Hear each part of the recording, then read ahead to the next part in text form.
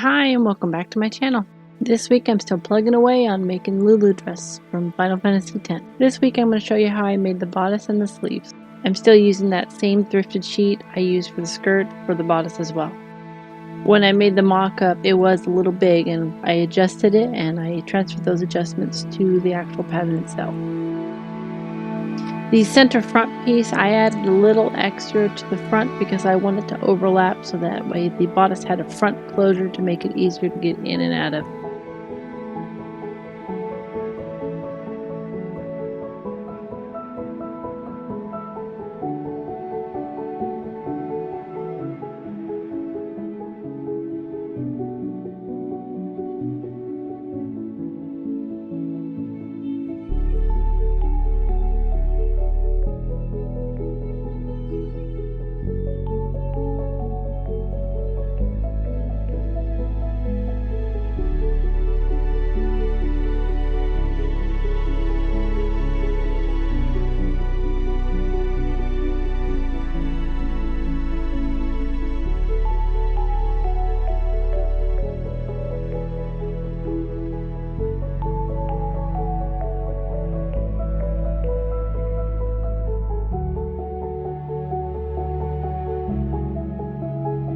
I wanted the center front and the back to have a little bit extra support since I wasn't putting boning in this bodice.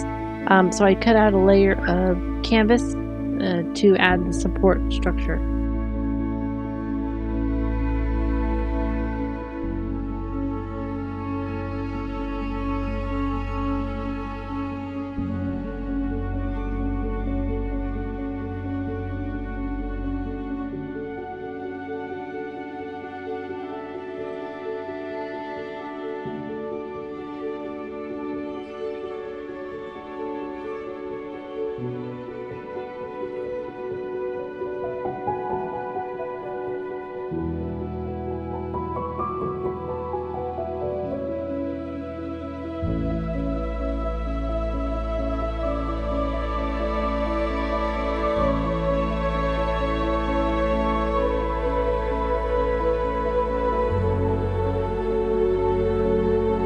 To make the gray stripes on her bodice, I used another thrifted sheet.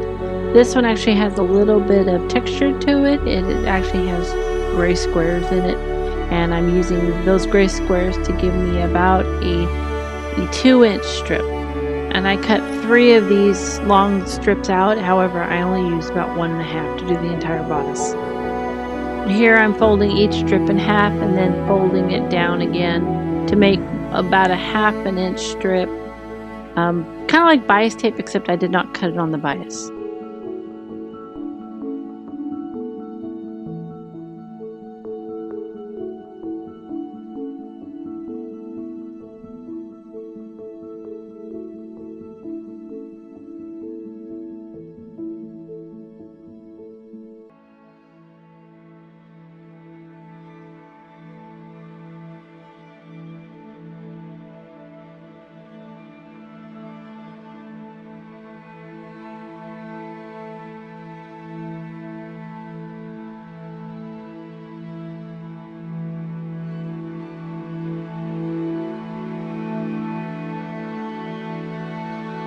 Here I'm adding a clear elastic to make straps for her since she does not have a chest to hold up the bodice. She needs a little extra support.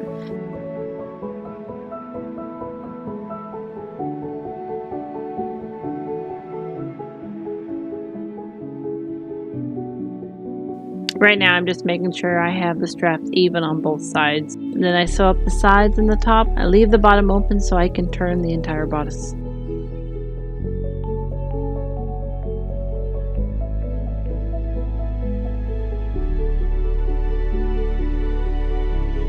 I cut and clip the corners and the curves just to make it easier so I can get the points to be actually pointed. I cut the bulk of the seam allowance off too so that area is not so bulky.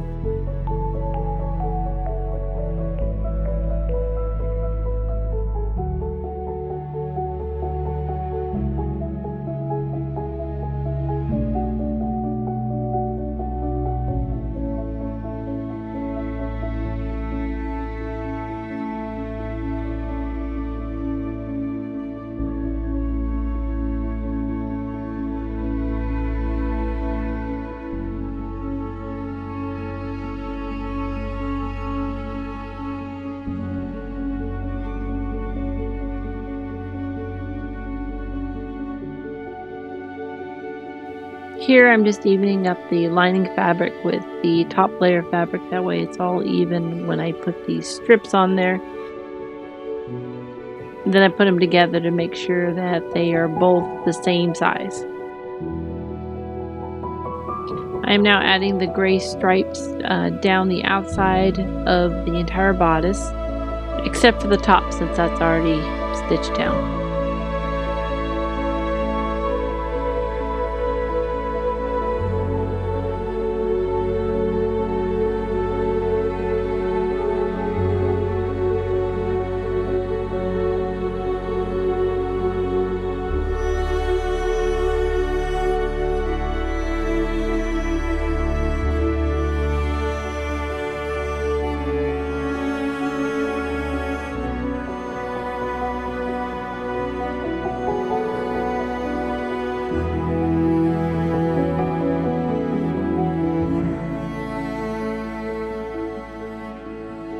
Lulu's bodice has two stripes going down the center front of her bodice, so I was trying to recreate that here, but still have the front closure hidden as much as possible. So on one side of the bodice I have one of the stripes that is actually not on the edge of the main bodice.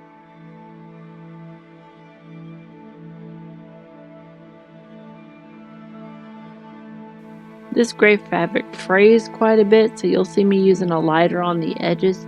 I found out that I can melt this fabric and it will keep it from fraying.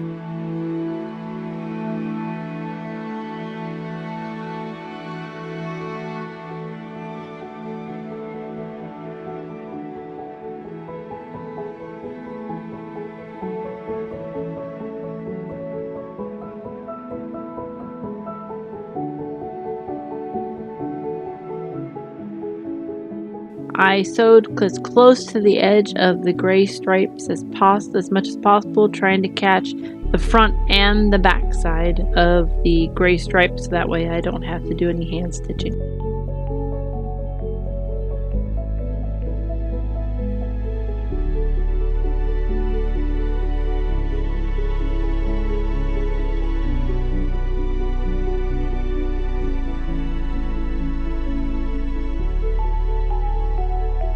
Now I'm going to be adding a gray stripe on each seam except for the second to last seam. I do not add a stripe on there.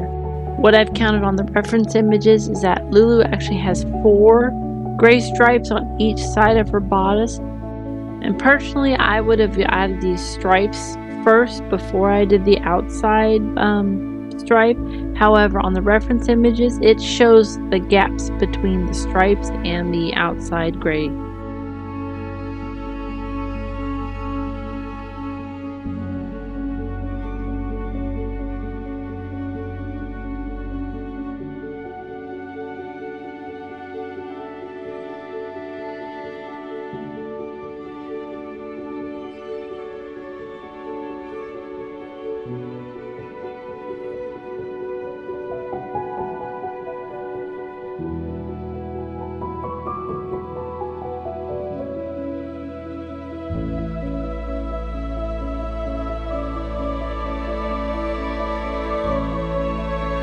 And this stripe actually is more of a double stripe with a little curve at the top.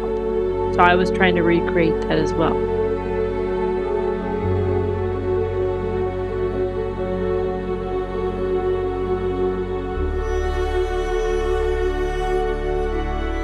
And to add a little bit more texture to it, I top stitched the entire bodice all the way around the outside gray stripe with gray thread.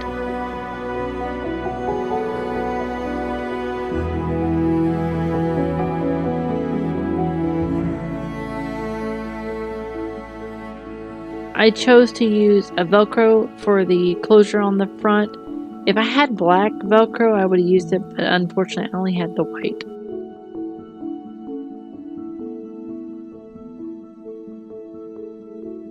Here I'm marking the placement for the top piece of the Velcro. I did hand stitch it on because I did not want any stitching showing from the outside. Sorry about the difference in lighting here. I have to turn on my LED light so I can see. I'm not very good at seeing things up close, so I kind of have to turn that on to be able to hand stitch things. I have a grommet punch that I like to use when I put grommets in. It's a lot more sturdier, but it has a hard time going through several layers of thick fabric. So I use leather hole punches to make the holes for my grommets. And from the reference images I'm using, she's got 6 holes on each side, and they're grouped 2 really close together, then a large space, then 2 together, then a large space. So that's what I'm doing now.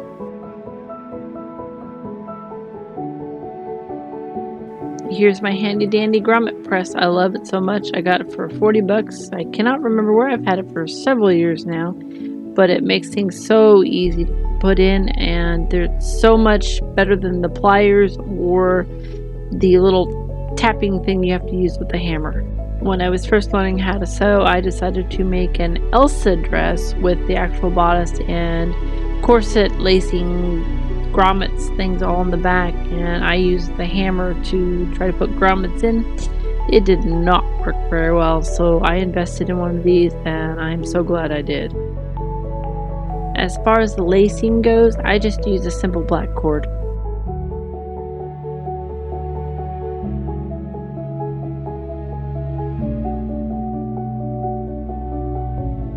Since this is for a 6-year-old, I want this costume to be one piece. So here I'm stitching the skirt to the bodice.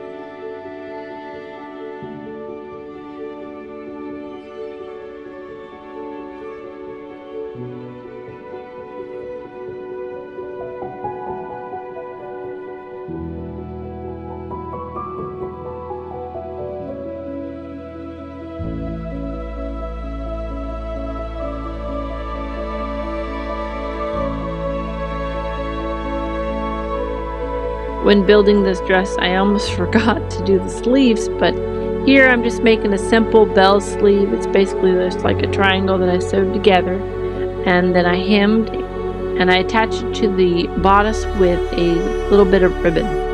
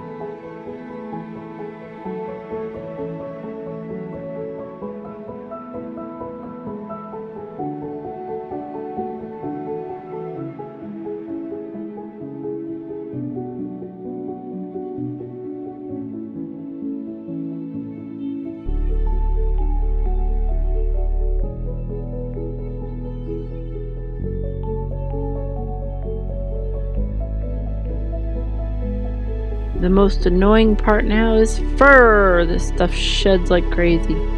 What I did was I took the fur tube that I made during the mock-up time. I put it around her, made sure she was able to move her arms, and I cut it down to size, and then I tacked it to the bodice. I did add Velcro to each side of the fur tube just so we can get it on and off for a little bit easier.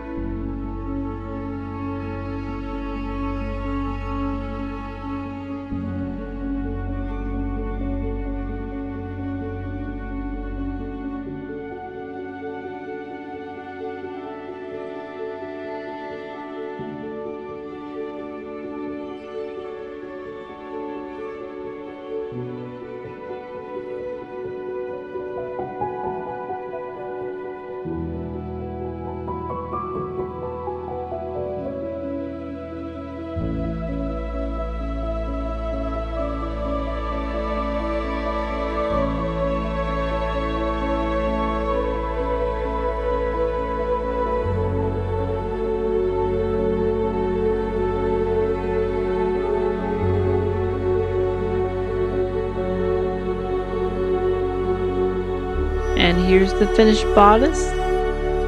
It fits her real well, and she's able to move and run and jump and do what a normal kid does.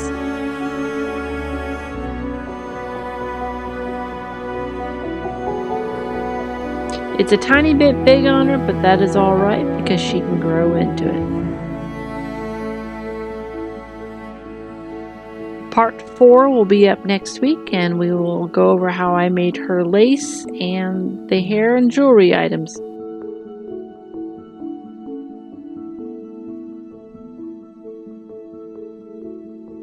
If you like this video, please give it a like and subscribe to my channel and share it. It does help me out a lot. See you next week. Bye.